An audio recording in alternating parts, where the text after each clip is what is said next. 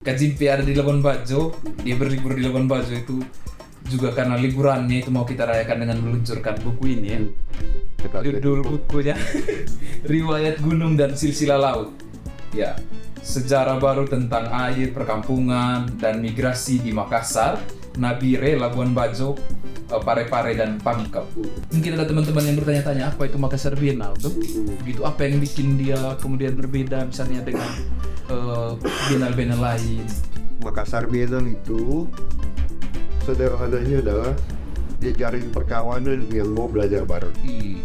Memang ada tema abadi maritim, tapi subtema ini yang pasti beda-beda setiap kota. Dulu seragam, Skapur Siri, Makassar Biennale maritim, Skapur Siri, ya semua 5 kota mengerjakan itu. Tapi makin kesini dalam manajemen dan secara kuratorial misalnya, saya berpikir kayaknya teman-teman mulai sudah siap untuk masing-masing subtema. Dengan begitu juga memaksa dan memunculkan juga kurator setempat.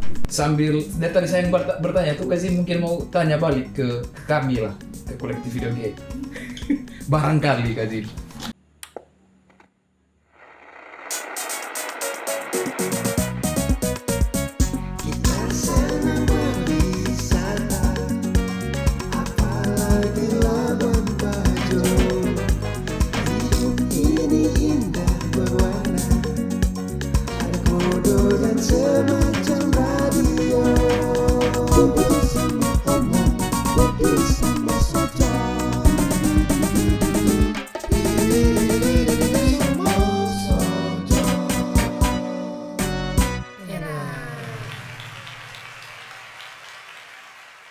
Oke baik, selamat malam guys, enak.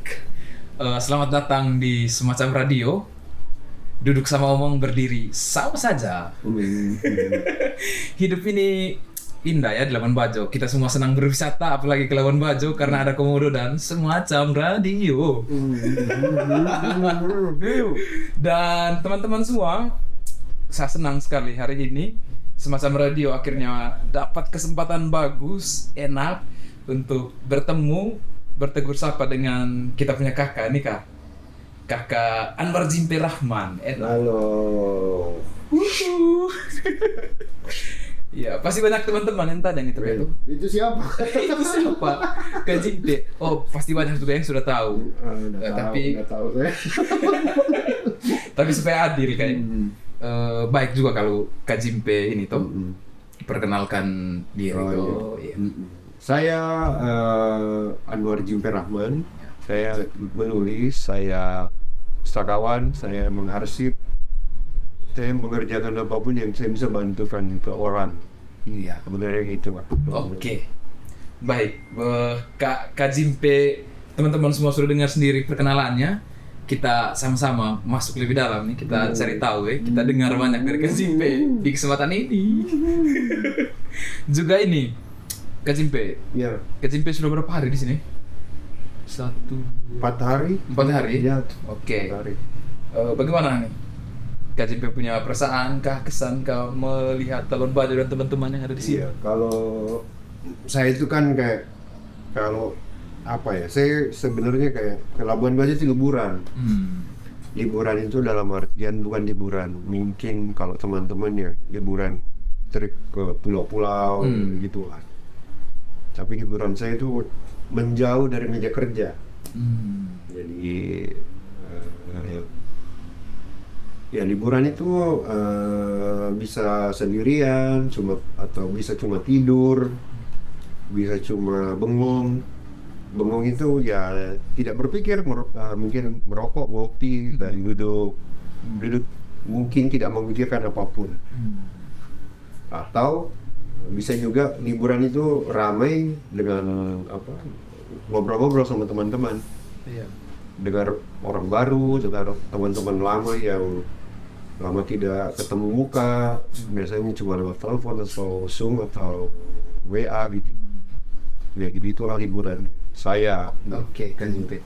Berarti datang ke sini ya sekaligus liburan lah. Iya. Liburan tapi juga karena ada MB, Iya. liburan yang Makassar Biennale teman-teman semua. Baik Kak Jimpe, kita kan sudah berapa hari itu? 4 ya, 3-4 hari lah di sini. Kemudian tadi Kak Jimpe sudah cerita berbagi bagaimana Kak Jimpe berlibur di sini dan apa itu libur untuk Kak Jimpe tuh. Iya. Nah kemudian apa namanya? Kan banyak orang datang nih ke sini Kak dengan itu tadi bilangnya mau berlibur. Nah, bagaimana Kak Jimpe melihat gelombang orang-orang datang di sini tuh? Bisa ya walaupun hanya 4 hari, baru 4 hari di sini. Saya kalau lihat apa ya, kesan pertama saya pertama kali ke Labuan Bajo, kesan pertama saya memang apa yang mungkin Aden dan Marco sering cerita soal wisata ya terasa memang terasa, bahkan lebih dari yang saya perkirakan. Oh. Lebihnya itu misalnya saya memperkirakan tidak apa ya, mungkin juga karena saya tidak begitu intens membaca berita-berita atau perkembangan apapun, karena kadang juga saya merasa saya tidak butuh begitu datang di sini ya cukup kaget, tapi bagi saya juga itu hal yang menyenangkan. Kagetnya dalam artian bahwa panca indera saya masih berfungsi.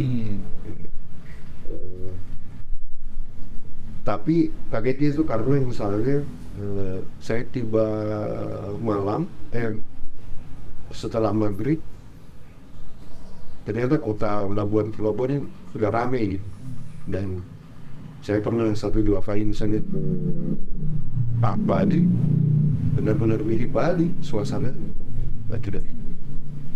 Tapi ya lagi-lagi bukan keramaian itu yang maksudnya saya tidak menghindari keramaian kayak begitu. Ya saya dengan jalan di keramaian pun ya kayak liburan juga, menjadi asing satu sama lain. Ya oke itu Menikmati feel itu ya. Iya.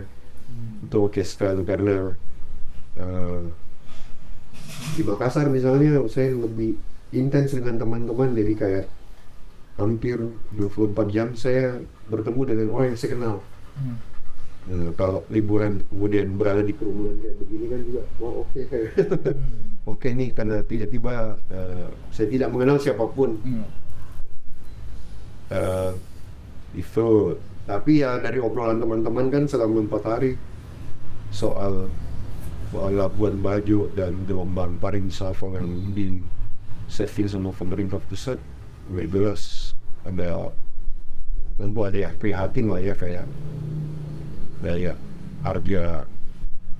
harga yang lumayan mahal untuk ukuran rumah tangga atau membandingkan misalnya dengan Makassar.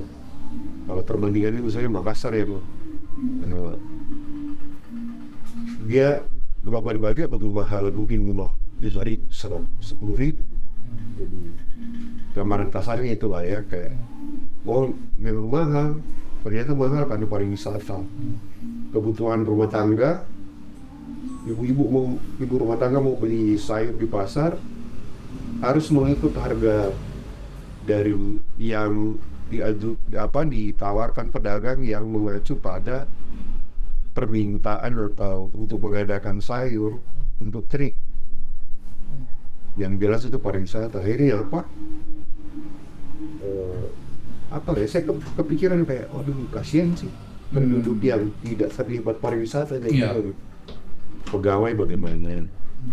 Sementara misalnya ada beberapa pengalaman saya dalam kemajuan dan proposal, misalnya UMR-nya Labuan masih rendah gitu.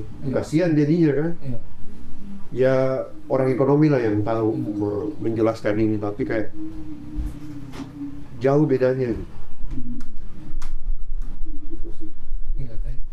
Wih, menarik sekali itu. Apa yang kemudian ini tuh Kak Jimpe tangkap itu dengan pasca indranya yang bisa dari ternyata sama sepekan. Nah, oke, Kak Jim dan teman-teman semua, kenapa kemudian Makassar tiba begitu di Labuan Bajo, atau dalam hal ini Kak, mungkin skupnya kita ini lagi Makassar Biennale itu ada di Labuan Bajo tuh, dan Kak Jimpe akhirnya hari ini berjumpa dengan kami di Labuan Bajo gitu. Ya simpel sebenarnya, karena teman lama. Karena jaringan Makassar Biennale kan sebenarnya dari pertemanan. Ya. Pertemanan umum. seperti remeh tapi berbahaya untuk kita sebut remeh. Karena di dalamnya ada ikatan kultural, ikatan generasi dan lain-lain. Nah, apalagi misalnya di pasar di wilayah yang sama dengan Labuan yang dari dulu juga secara kultural orang sebagian besar penduduk Labuan sebenarnya asal usulnya Sulawesi Selatan. Ini when you ya tentu misalnya Makassar itu ketika teman-teman video atau ekosistemnya bawa forum mau bikin juga di Makassar di Labuan Bajo, bikin Makassar di Labuan Bajo, bagi saya bagus karena ya bareng-bareng bikin jaringan lah ya. Iya. Pertautan jaringan, menebalkan garisnya dan segala macam, atau bareng-bareng tahu tentang hal-hal yang perlu kita pelajari bareng. Iya. Ya, kami sih bersyukur tuh Kak tuh akhirnya bertemu dengan Makassar Bena atau teman-teman di sini, kemudian kita bisa berzaring, kemudian kalau meminjam kalimat atau bahasanya Kak Zimpe itu ada kapal yang besar nih Kak, dan Kak Zimpe memberi kesempatan untuk kita kemudian mengendarai atau naik sama-sama di sini. Bukan saya memberi kesempatan, ada kapal besar itu tumpang sama-sama. Sama-sama ya. Bukan saya kayak nakodanya, bukan sama sekali. Iya. Ini ada mumpung nih daripada bikin baru. Iya. Setelah masih kita kenalkan, ayo teman-teman Labuan baik juga gitu. Iya. Tujuannya sama yaitu berkawan, belajar bareng, Berlayar bersama. bersama. Asik. Masuk. Oke Kak.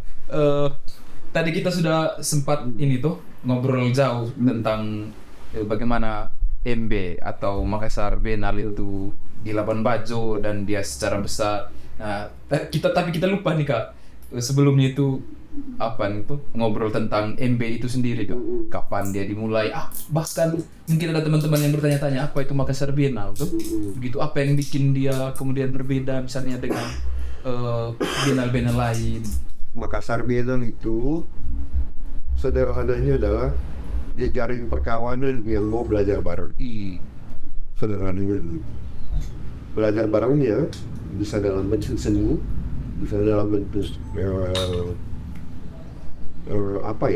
meneliti dan menulis bareng-bareng, bisa juga dalam bentuk banyak hal, misalnya sekedar tembus misalnya apa yang dilakukan teman-teman kayak Pustaka Bergerak, intonya di Pustaka Bergerak itu juga kita lakukan, membagi buku kalau lagi ada gitu, karena jejaring ini kan sebenarnya jejaring teman-teman yang basicnya perpustakaan. Jadi di komunitas pasti ada perpustakaannya, jadi kemudian untuk memicu banyak hal itu kita perlu sumber daya yang banyak, termasuk misalnya sumber daya yang buku, pengetahuan, jaringan, kultural, perkawanan tadi dan lain-lain. Itu sih. Oke Kak. Jadi meneliti dan menulis untuk Makassar Biennale itu menjadi sangat penting ya. Iya, itu yang selalu kita kerjakan bersama yang berkomitmen melaksanakan Makassar Biennale. Itu penting soalnya kalau kebayang sih kalau misalnya cuma ada satu kota yang melakukan penelitian dan penulisan, teman-teman yang lain ngapain? Iya.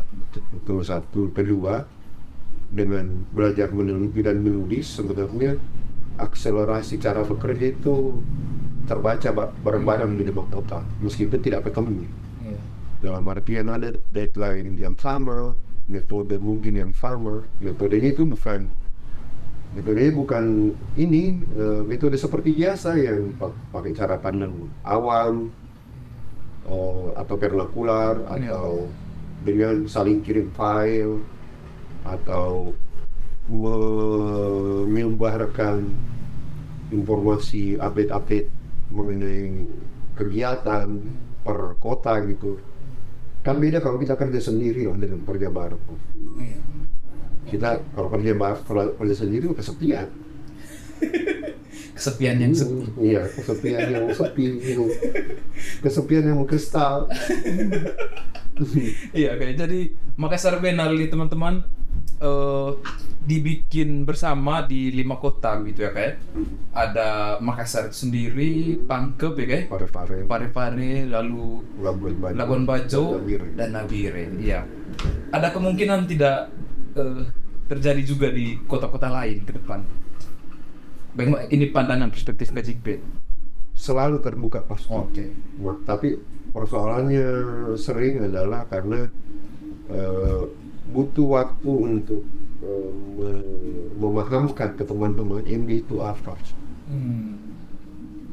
Kadang saya bilang itu biasa sederhana, tapi memahami yang biasa dan sederhana itu sebenarnya rumit. Itu ada teman-teman ini Makassar Biennale atau jaringan yang ada ini kan terlalu biasa, tapi itu yang susah menjadi tidak berpura-pura. Ya tidak tahu, ya jujur tidak tahu, jujur baru sampai kemampuan kami di sini, jujur ya gitu.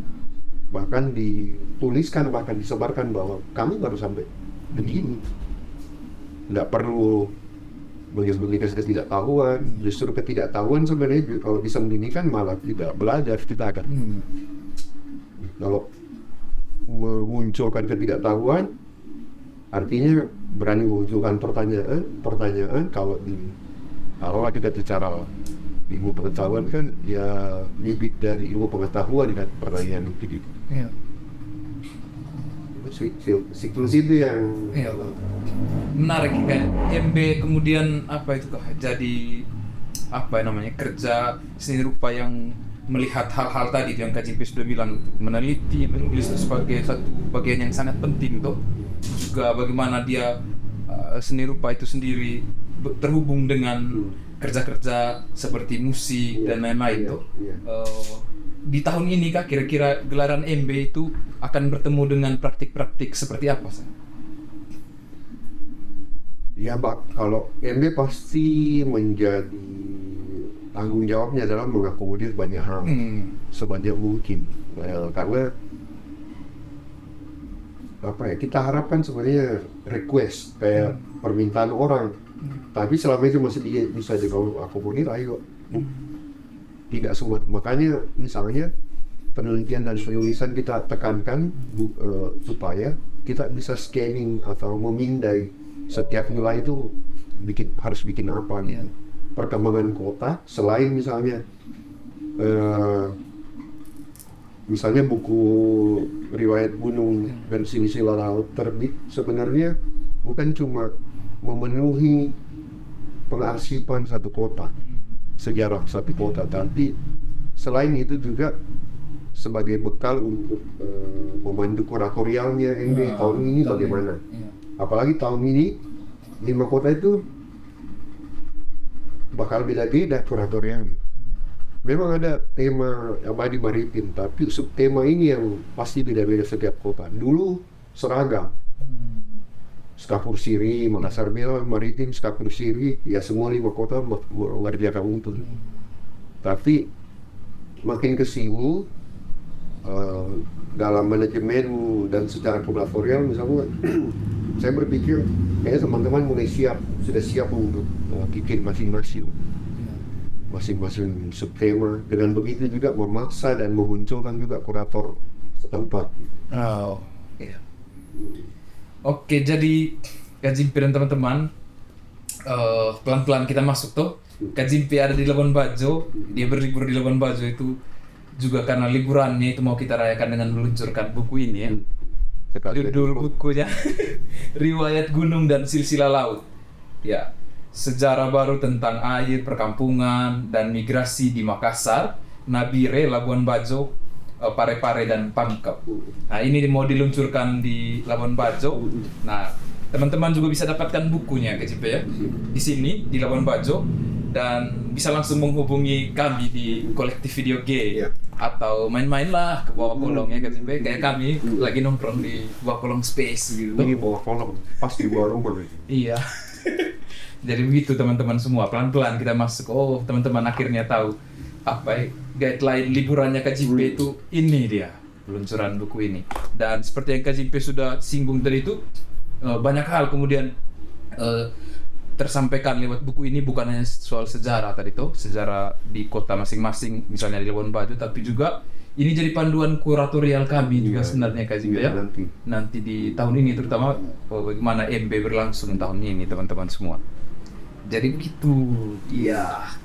Oke, kita santai-santai dulu KJP bisa sambil ngerokok ya. Sambil merokok ini kah kita mau cari tahu juga tentang ini tuh, tentang Makassar tuh betul. Tadi kan kita ngomong tentang bagaimana Labuan Bajo tuh betul, MB di sini juga apa itu Makassar Biennale. Nah, ekosistem Makassar Biennale itu kemudian di Makassar itu bagaimana sih dia berlangsung gitu, dia beredar dengan teman-teman komunitas seni atau dengan praktik-praktik seni bagaimana di Makassar hari ini kan? Pertanyaan sulit. Aduh ampun kan aku. Pertanyaan sulit karena apa ya? Saya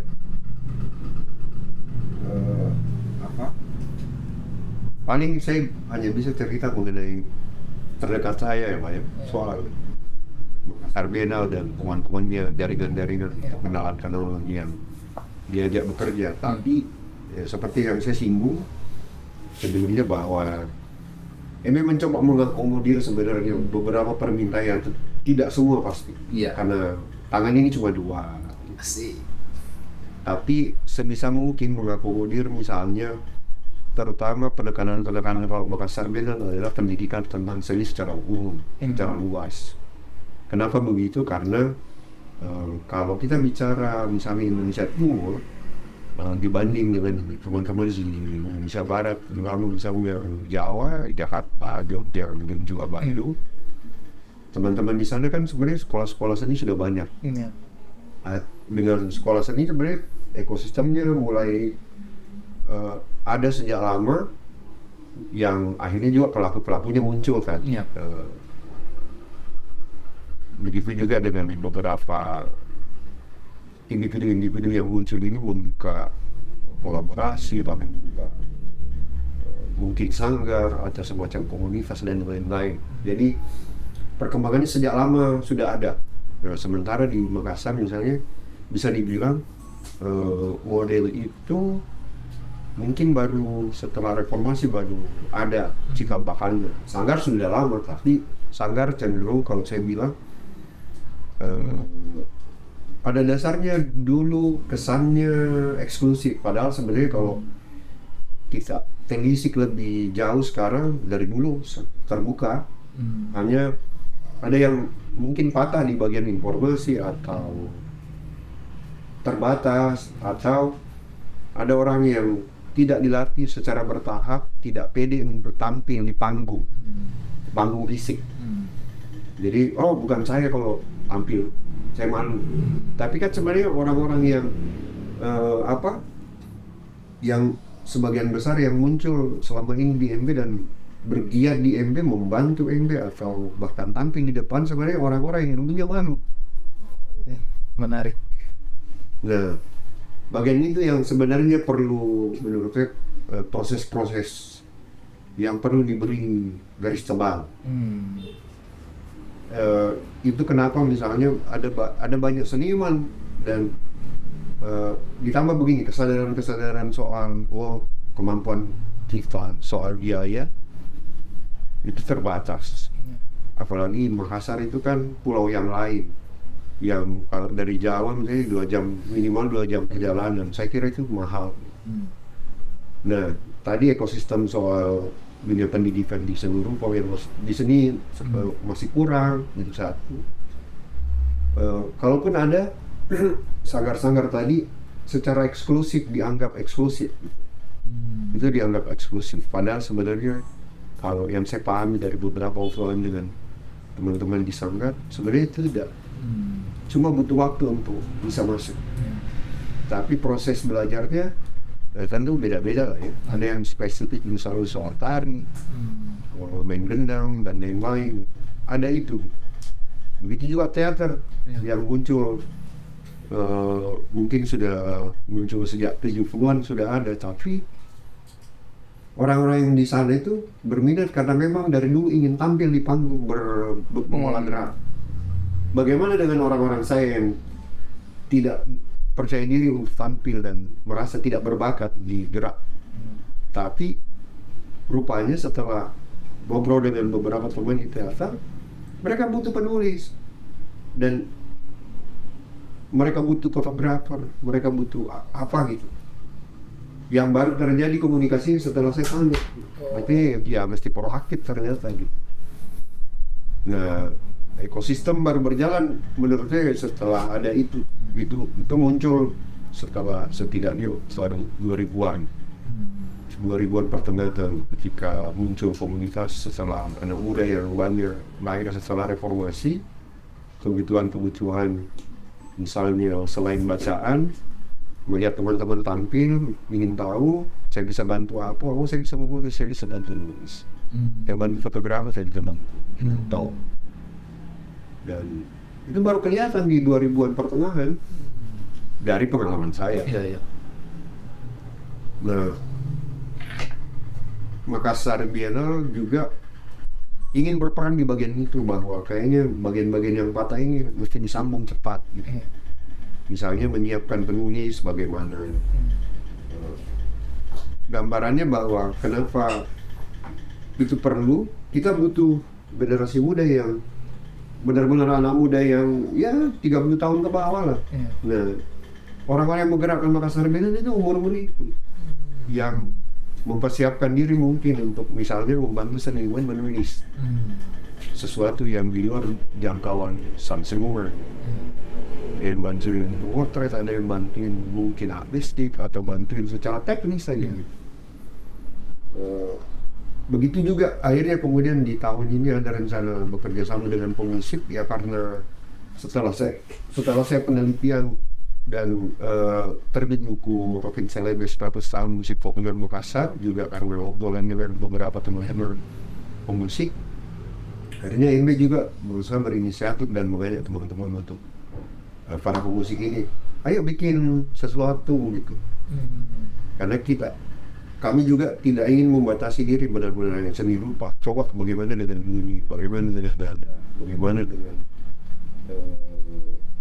kalau Makassar Biennale benar-benar hanya menempatkan diri sebagai sesederhananya menempatkan diri sebagai kawan yang bisa teman-teman pegiat seni temani di jalan, temani ngobrol, kalau perlu mungkin sesekali minta bantuan sesuai kemampuan Makassar Biennale.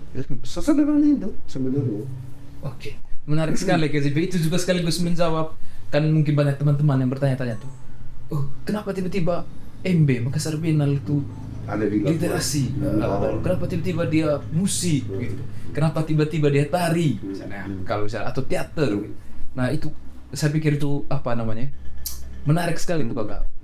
Kayak JP pakai diksi menautkan, bertaut itu baik seni rupa kemudian bertemu dengan lingkar kesenian yang lain, bahkan mungkin yang dipandang oleh orang-orang mungkin non artistik, kerja-kerja begitu ya kan. Iya. Oke. Saya pikir itu kak, menarik sekali lah kak.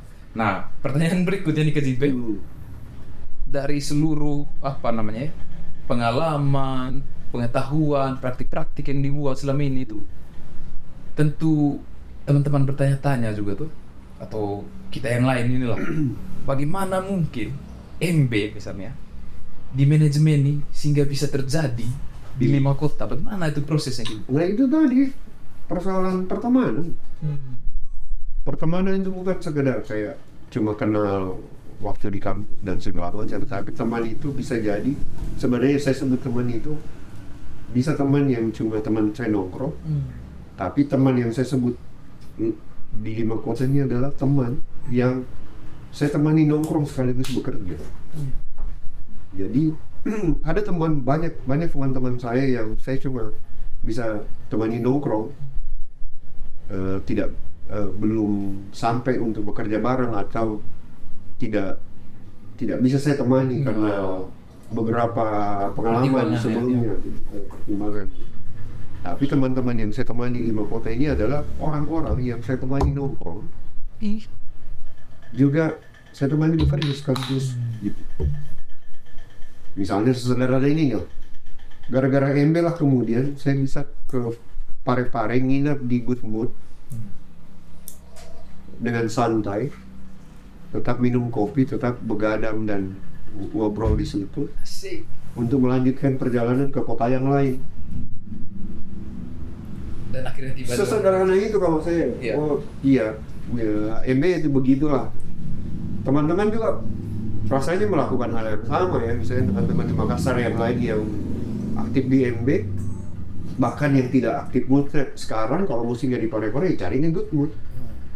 Kedainya Rani yang dikelola Rani dan Ayah dan teman-teman yang ada gitu. Sesederhana itu. Iya. Yang sekarang misalnya saya lakukan di Labuan Bajo, saya liburan ya adalah teman-teman di video Video gitu game. kan. Ada tempat nginap, ada. Iya. Ini bayarannya gampang lah gitu. Ya karena kita paham bahwa teman-teman juga misalnya ada kamar disewakan, kita sangat mengerti bahwa teman-teman video game sedang berjuang bagaimana hidup di tengah bagaimana bersiasat antara pariwisata yang sangat komersial dengan hidup sebagai komunitas seperti bertetangga. Iya.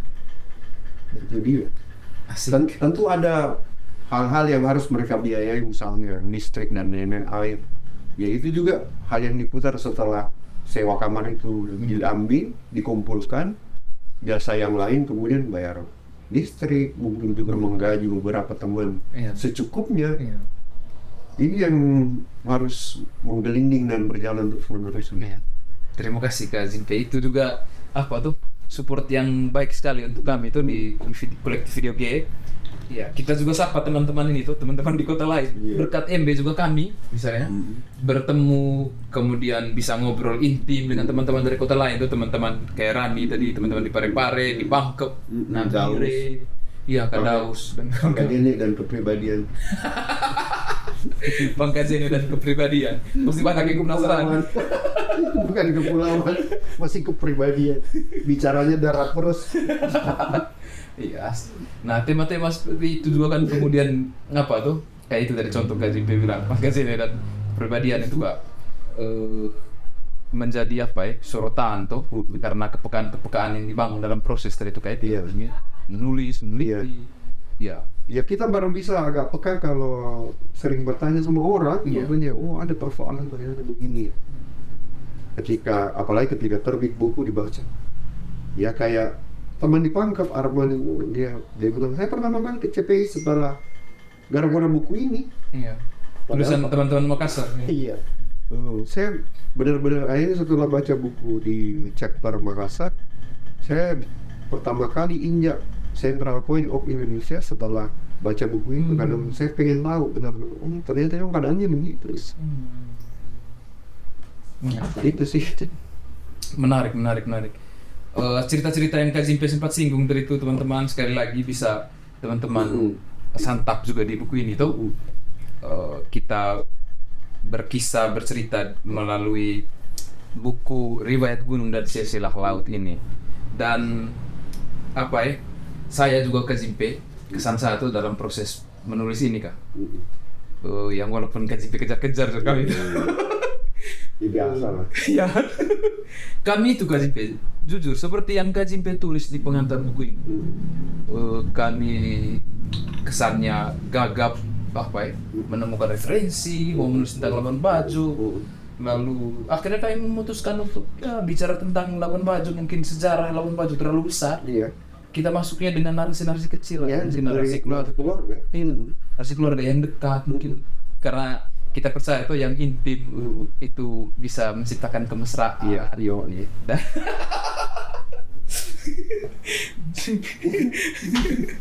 iya, kira-kira seperti itulah. Kita juga tidak boleh apa ya, terlalu banyak cerita, biar teman-teman nikmati sendiri iya. dan punya kesannya sendiri buku ini toh. Dan juga supaya buku yang sudah ada di kami di kolektif video game ini sampai di tangan teman-teman. Iya. Cuma 75.000. Iya. Ya itu juga, apa harga itu juga kan dikumpul dan Oh, iya. itu apalagi gitu. Iya, betul. Itu juga penting untuk teman-teman tahu ya, yang KJP sebut ini. Ini kami putar itu sebenarnya, bahasa kami di sini putar KJP ya. Hasil penjualan buku itu akan membiayai proses-proses kreatif lain, kegiatan lain gitu tuh, yang digerakkan bersama atau bahkan mungkin oleh kolektif video game, misalnya Iya. konteks Labuan Bajo, begitu. Mungkin bahkan harga 75.000 itu harga yang murah di Labuan Bajo untuk Iya, harga di sini betul. sekarang. Iya, mestinya kami kasih 100 sih kayak. Iya, betul. Karena belum ada kesepakatan, kami kasih ini 100 ini satu buku. Baik, dan ini Kak Zimpe, kami juga di Semacam Radio kan di episode-episode sebelumnya itu singgung ganggu teman-teman tuh, bagian dari kita bergerak bersama itu juga kalau di episode sebelumnya kita ngobrol soal bagaimana teman-teman UMKM misalnya dengan makanan atau minuman. Kali ini yang tampil di depan itu buku Kak Zimpe.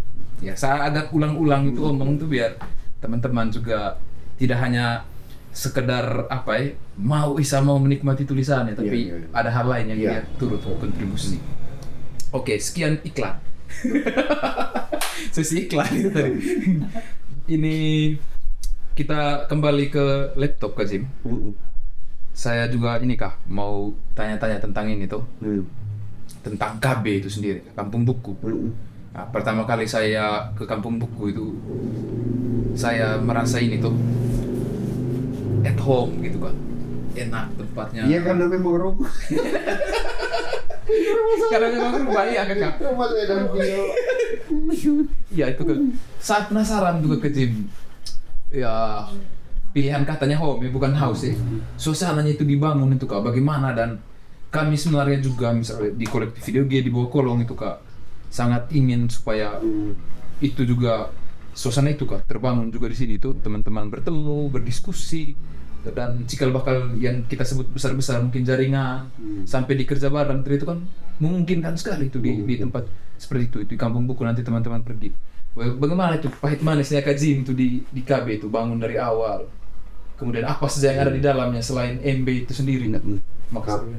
Kalau Kampung Buku itu sebenarnya awalnya penerbit ini pindah 2008 ke situ. Oh. Tepat setelah 2-3 bulan setelah saya menikah. Iya. Rumah mertua yang disewakan ke orang. Iya. Tapi kemudian 2007-2008 itu kan ya sampai sekarang pun terasa bahwa susah cari kontrakan. Kalaupun ada mereka. Iya. Jadi ya kami tunggulah si orang itu pergi. Selesai kontraknya baru kami masuk gitu. Iya. Mengontrak rumah mertua sendiri supaya lebih fair, tidak merasa dimanjakan. Tentu mungkin kami punya kesempatan untuk meminta asalnya kayak tolong kami ada dimanjakan lah. Tapi bagi saya tidak mendidik kami sebenarnya, karena kalau kamu tidak benar-benar kayak sewa secara profesional politik, itu memanjakan kami. Kalau kami manja, bisa jadi daya juang kami lebih kecil. Iya. Dengan begitu juga bahwa yang kedua kami tidak berutang banyak hal ke mertua, misalnya merasa tidak enak harus diatur dan segala macam. Sementara yang tidak bekerja kami, mungkin orang tua kami atau mertua kami tidak pahami gitu. Waktu itu kami kontrak. Bahkan itu strategi kami keluar dari pondok mertua indah. Jadi saya waktu menikah pertama kali itu ya harus tinggal di rumah mertua karena mesti nyari tempat. Nggak usahlah pergi. Bahkan pesan pertamanya almarhum ibu mertua saya, jangan bawa kemana-mana, nggak usah ya. Waktu kami di sana, teman itu senang, teman-teman kami, karena ada kebiasaan misalnya kita sebagai mahasiswa maupun yang mantan mahasiswa itu suka kumpul di rumah yang tidak ada orang tuanya supaya bebas, bebas dari rasa tidak enak. Misalnya harus masak diam-diam supaya tidak ribut kayak gitu. Nah di kampung buku waktu itu benar-benar bebas, dalam artian kita mau bikin acara pun panggil teman-teman, bebas, tidak ribut, boleh ribut gitu. Beda kalau ada orang tua kan pasti harus suara jaga-jaga tuh. ya.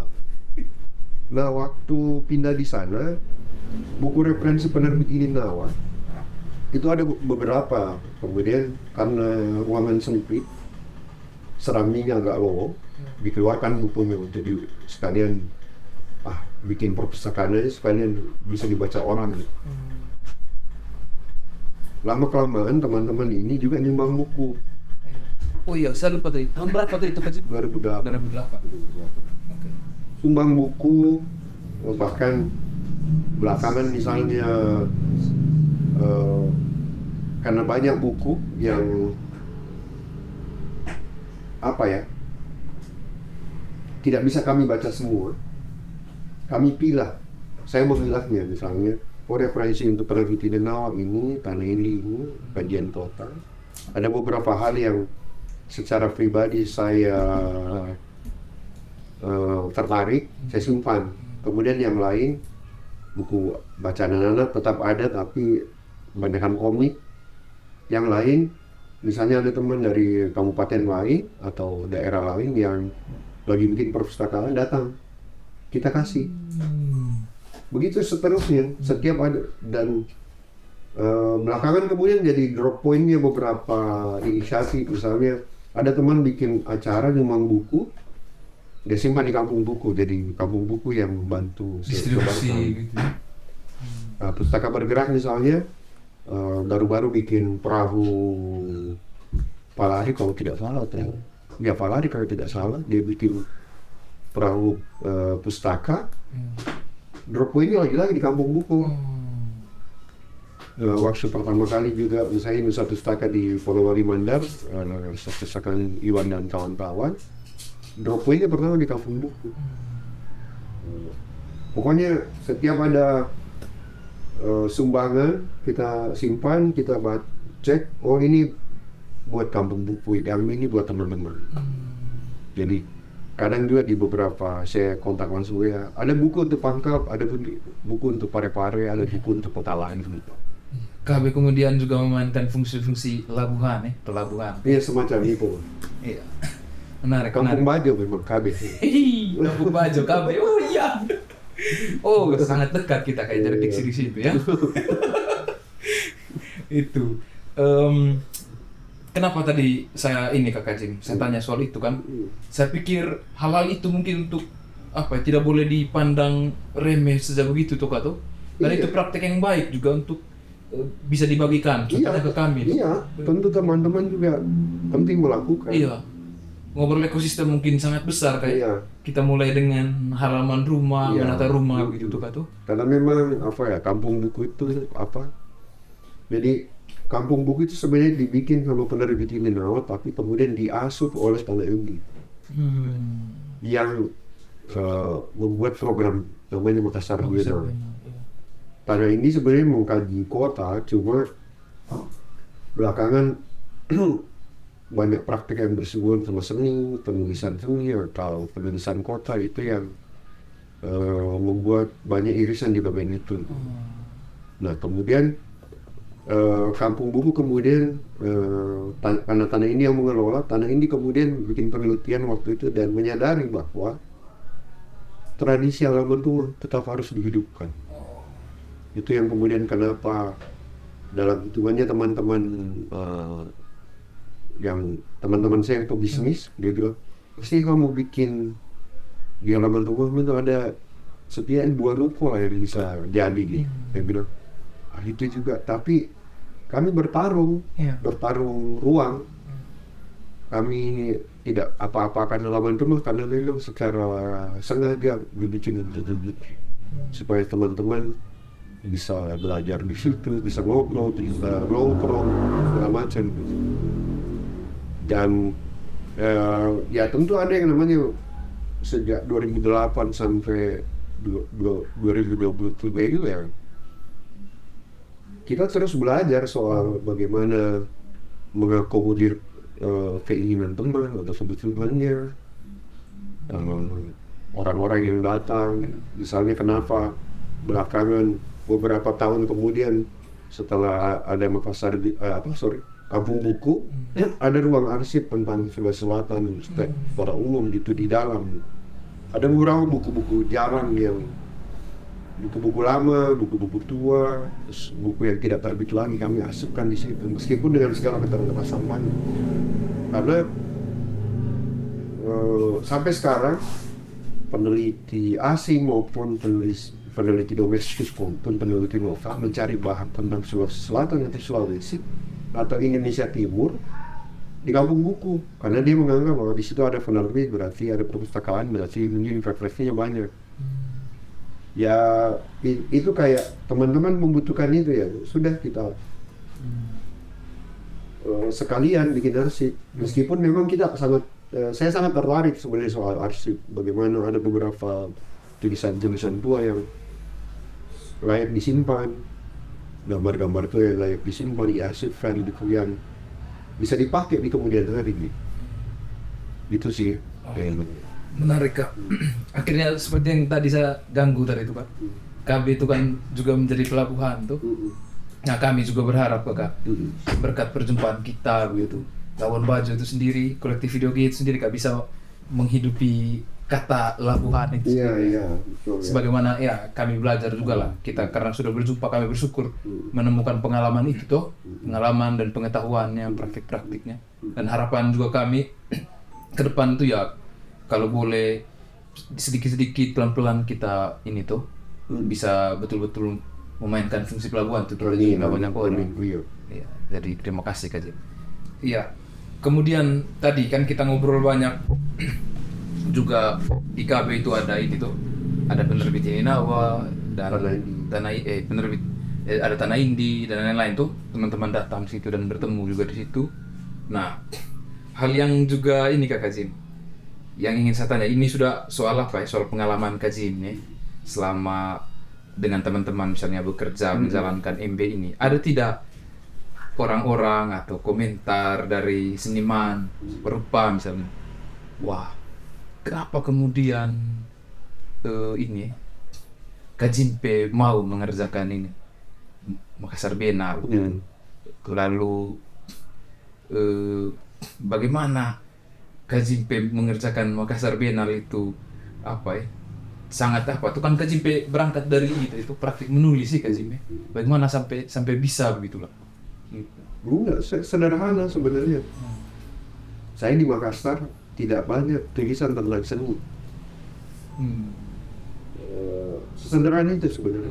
Dan salah satu hal yang menurut saya membuat juga tidak mungkin surut semangatnya teman-teman berkesenian itu karena tidak ada yang mengapresiasi. Tapi itu dugaan saya. Iya. Meskipun saya tahu ada pameran misalnya kecil-kecil, tapi ya karena waktu tidak cukup, tidak sampai ke sana. Kalaupun ada, tulisannya itu lebih ke apa, di mana dan kapan. Berita kegiatannya gitu. Nah, sementara kalau ini menekankan mengapa dibuat pameran itu, misalnya ya, kita bicara pameran, mengapa dibuat dan bagaimana membuatnya, bagaimana sih senimannya, kenapa dia bikin begitu. Itu yang lebih diperkankan ke Makassar dia. Kebanyakan berita-berita yang muncul selama ini karena ruangnya agak kecil, di media cetak dan sampai apa yang di media online sekedar hanya apa, di mana dan kapan. Ya kadang banyak juga kan tindakan kita didasari sama trauma-trauma atau kemarahan-kemarahan, ya itu juga semacam kemarahan kayak kenapa sih tidak ada yang nulis panjang. Jadi ini mempersiapkan itulah, menemani teman-teman yang mau belajar nulis soal seni, ya ayo mengambil gambar seni prosesnya, makanya MB lebih menekankan proses. Itu kenapa misalnya di 5 kota nanti semua seniman yang diundang adalah seniman yang tidak membawa seniman yang datang pakai tangan kosong, tidak membawa karya. Adalah harapannya bahwa ada proses belajar bareng antara seniman dengan warga atau orang yang menemani seniman gitu. Orang yang menemani seniman ini diharapkan tidak hanya menjadi pembantu, tapi benar-benar menjadi murid mungkin, sekali kita harus tandem diskusi segala macam. Begitu juga warga yang tertarik. Harapannya begitu sih. Itu kenapa misalnya seniman yang datang pakai tangan kosong ya. Jadi tapi dengan tangan kosong itu menuntut intensitas sama terutama tim kerja. Itu kenapa misalnya Makassar Biennale di 5 kota ada tim dokumentasi, tim penulis yang dapil itu seniman-seniman yang berproses. Atau secara proaktif seniman perlu mencolek misalnya penulisnya, saya mau bilang ini di bagianmu, proaktif aja. Tapi secara umum begitu gambarannya bahwa seniman yang diundang Makassar Biennale itu tidak banyak. Kita sadar bahwa biaya perjalanan ke Makassar atau di kota lain itu mahal. Jadi kita di Makassar Biennale menekankan di bagian proses, karena seperti yang saya singgung sebelumnya, tidak ada dunia pendidikan seni. Makassar Biennale memakai dan dijadikan platform untuk menjadi ruang belajar seni secara umum. Itu sih. Wih, menarik Kajing. Saya tadi akhirnya tertarik dengan itu tuh, bagaimana Makassar Biennale menekankan proses dan juga menjawab pertanyaan itu, mengapa itu di sana itu kan tersirat gagasan, konteks yang mau diangkat. Wih, luar biasa sekali. Iya, itu menjawab semua pertanyaan tadi lah yang mungkin juga sempat saya ulang-ulang tuh tentang kenapa misalnya bekerja dengan ini tuh, kenapa penting misalnya menulis tentang seni dan seniman tuh. Jadi sekali lagi iklan kedua. Nah, saya tidak perlu ngomong banyak tuh, buku ini bisa langsung diambil di bawah kolom di video G lah ya, seperti itu kasih. Oke, sambil dari tadi saya yang bertanya tuh kasih mungkin mau tanya balik ke kami lah, ke kolektif video G. Barangkali kasih atau menyampaikan pernyataan yang tidak sempat saya tanyakan. Saya mau bertanya, apa cita-citanya kenapa bikin semacam radio? Oh iya, itu tadi Kak, bisa meminjam diksi pelabuhan juga Kak, karena kami yakin semacam radio itu bisa bertemu dengan banyak teman-teman dekat kita, lalu juga bersama dengan teman-teman dekat itu kita bertemu dengan teman-teman yang lain yang mungkin tadi Kak Jim bilang mau bertemu tapi karena ada prasangka mungkin mereka merasa mungkin jauh apa semua tidak cocok. Ternyata cocok juga nih kita ketemu, dan banyak kemungkinan kemudian terbuka gitu tuh Kak tuh lewat perjumpaan itu. Jadi semacam radio itu Kak akan ngobrol tentang seni dan yang dipraktikkan oleh teman-teman, mungkin tidak harus yang besar-besar, praktik-praktik kecilnya di Labuan Bajo atau di tempat lain. Dan kita belajar dari pengalaman mereka, praktik mereka itu juga, bahkan dari pengetahuan mereka gitu, yang panjang dan yang pendek ya. Begitulah Kak. Jadi memang semacam radio itu Kak ya, kami selalu pakai tagline ini tuh, kita semua ini senang berwisata, bepergian, bertemu orang di satu tempat, apalagi ke Labuan Bajo tuh kota pariwisata karena ada komodo dan semacam radio. Makanya dia indah, hidup ini indah. Begitu Kak. Oke, kami yakin hidup itu indah tuh Kak. Tuh kenapa semacam radio ini ada, kita bisa bertemu banyak orang. Kita suka berwisata, bepergian ke satu tempat, bertemu orang. Apalagi ke Labuan Bajo, di sini ada komodo dan semacam radio. Oke, kira-kira begitu Kak Jim. Ada pertanyaan lain kah? Apa lah?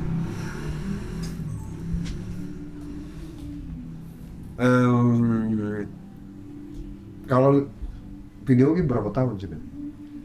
Video game berapa tahun? Itu sejak kami selalu mencatat dia dimulai sejak ini kayak teman-teman dulu bikin satu project namanya Kolong Rumah ya kasarannya yang ada di belakang kamera. Itu dimulai sejak tahun berapa tuh kayak Kolong Rumah ya? Kolong Rumah kurang lebih yang saya kan tidak tahu intens 2016 Iya, 2016 Kolong Rumah itu dimulai kayak itu cikal bakalnya, bibitnya, dan kemudian dia ada sampai hari ini dan mulanya video game itu apa ya program yang jadi komunitas begitu tuh. Dia menjadi komunitas lalu space-nya itu bawa kolong space. Dan kalau di Instagram itu kan teman-teman apa tuh sering jumpai MyGezain tuh. MyGezain itu nama Zain terbitan yang teman-teman bikin kah.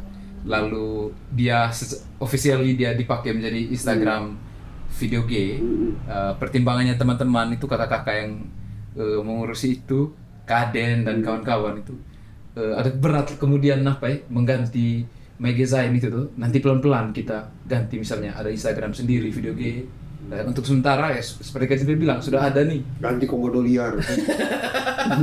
sudah ada nih kita masuk pakai itu begitu Kak Zipe. Jadi kalau sejak 2016 panjang nih jawaban hanya tanya jumlah tahun tadi. Sejak tahun 2016 berarti 2016, 2017, 18, 19, 20, 21, 22, 23 sudah 7 tahun ya. Ya.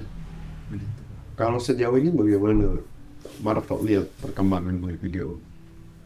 Untuk saya sejauh ini Kak, saya bisa bilang ada banyak sekali apalah hal-hal step-step kecil yang kita bikin tuh langkah-langkah kecil yang kita sudah bikin dan bersama dengan teman-teman. Dan saya pikir itu cukup ini Kak, cukup menggembirakan buat kami tuh yang terlibat di dalamnya. Video G per hari ini kemudian bisa bertemu dengan banyak orang, terutama teman-teman dekat kami di sini. Kami bisa bahkan bisa sampai bekerja bareng begitu tuh. Lalu juga bertemu dengan teman-teman lain misalnya yang di luar. Salah satunya dengan Makassar Biennale. Nah, itu untuk kami itu suatu perkembangan yang baik tuh Pak. Lalu juga kami juga bersyukur karena per hari ini pelan-pelan kami menumbuhkan sekaligus bertumbuh di dalam video game itu secara personal bahkan tuh Pak. Teman-teman masing-masing minimal dia pelan-pelan tahu dan jujur mengakui bahwa misalnya dia mau fokus mengembangkan bidang apanya dia di dalam kolektif itu sendiri dan meminta kolektif membantu mendorong dia misalnya yang mau bergerak di musik kah, yang mau bergerak misalnya di kerja-kerja yang banyak orang sebut non artistik misalnya manajemen yang gitu-gitu Pak. Dan apa ya kami berharap Kakak perjumpaan termasuk dengan Kak Jimpe itu menjadi bukan lagi sekedar pemantik tuh tapi menjadi api bersama atau dia menjadi bakar-bakar apa lah ya. bakar-bakar ikan dan makan bareng tuh. Jangan bakar komodo. Aduh Kak, iya. Ada di sini menu apa tuh yang dipakai nama komodo bakar ya kadang. Kadang aku tertawa di belakang. Ya. Ya, kira-kira begitulah Kak. Sip. Seagak apa ya agak susah menjawabnya Kak. Karena kita juga sedang ada dalam proses yang Kak Jimpe bilang itu. Dan kacamata seperti Kak Jimpe, teman kami yang melihat kami itu penting sekali untuk kenapa kita bikin dan bertemu di semacam radio. Kira-kira begitu Kak Jimpe. Nanti ganti semacam radio jadi semacam cermin. Semacam cermin biar bisa berkaca. Iya. Ya betul kan. Pas berkaca begini kan. Sampai muka kenapa berubah jadi Kak Jimpe di sini? Betul kan. Kira-kira begitulah Kak Jim. Iya. Kadang mungkin ada yang mau ini diganggu dari Kak Jimpe. Belum ajak Kak Jimpe dengan ada mancing nih ya. Belum. Maunya Kak Jimpe stand lama. Iya. Kalau Excel bagus tapi ada pergi mancing. Iya. Berarti bantu urus KTP. Apa sudah Kak? Surat keterangan domisili. biar kita bisa pergi mancing. Karena ada mancing juga kami di sini iya. kan. Ada pesiar, program-program yang kami bikin. Ya mudah-mudahan bulan 4 nanti, tahun depan lah Iya. bisa program pesiar Makassar. Iya. Kalau ke teman-teman Makassar datang itu kami tidak hanya bikin 1 hari 1 pulau. Kan tagline 1 hari 1 pulau. Kami bikin mungkin 1 hari bisa 3 pulau ya kan. Yang penting teman-teman datang toh. Pendayung kan? Iya pula. Oh ya, iya kan. Apa namanya? Kami dayung pakai apa sekarang ya? Kode Yamaha. Pakai Yamaha 2 ini kayak 2 mesin ya. Sehingga cepat tuh kata. Iya. Oke, baik. Saya pikir itu saja kalau ini ya kayak untuk kesempatan ini. Tentunya ada banyak hal yang ini tuh mau kita tanya sebenarnya dengan Kak Jimpe ini Kak. Kak Jimpe ini teman-teman, dia kakak kita ini beririsan dengan banyak sekali hal yang banyak bikin kami tentunya juga teman-teman penasaran. Kita bisa ajak dia ngobrol musik selain ngobrol seni rupa sih. Kita bisa ajak ngobrol tentang penerbitan, kepenulisan, bahkan riset misalnya tentang apa ya, penelitian tentang kota, karena kan Simpi juga dan teman-teman di sana mengerjakan itu tuh.